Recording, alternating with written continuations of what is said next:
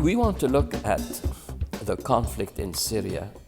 It started as a conflict basically between what we call the liberal elements in Syria, who looked around them and saw that people in Tunisia were overthrowing their government, people in Egypt were overthrowing Mubarak, people in Yemen were doing the same thing, people in Bahrain did not succeed, but there was also a rebellion there. So in Syria, it began as a movement of we want democratic institutions.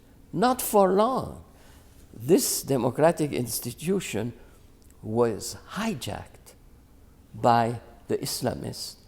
They really took control of the rebellion. And so we can say that we've transformed the conflict from a local conflict to a regional conflict to a major international conflict, which unfortunately could lead to a world conflict and a possibility of a third world war.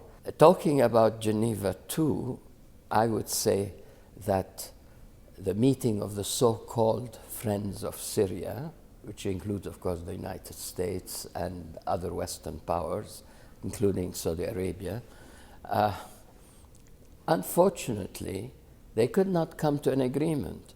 They're not able to set a date, which is a primary thing. We've been waiting since May, and they haven't done anything since May, because this is when they started talking about it. They couldn't set a date, which is something awful, and they couldn't decide who would come to that meeting. Now, of course, one obstacle they feel is Iran, and they feel that there is no point to invite Iran. But, you know, Iran is part of this question, and you cannot ignore that.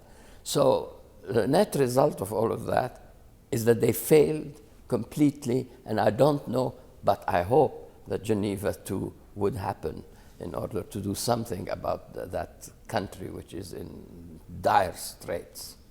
C'est théorique que le président Assad se représentera. On lui a demandé, il a dit, vous savez, je peux me représenter. Ça ne veut pas dire que je vais me représenter. Je peux me représenter. Simplement, je dirais que c'est un moyen pour lui de négociation. Vous voyez, je peux le faire si vous m'embêtez un peu trop. C'est dans la culture du Moyen-Orient que vous allez hausser les problèmes, donner plus d'importance pour pouvoir négocier un peu moins.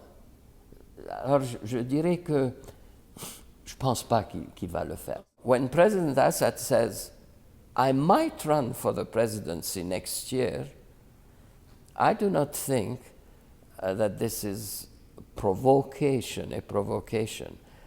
I would say more that it is a threat, and it is raising the situation where it would be, you know, a negotiating position.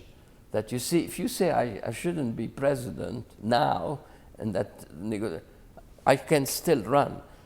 So I think it's more rhetoric than actuality, and I would take it as part of a bargaining power.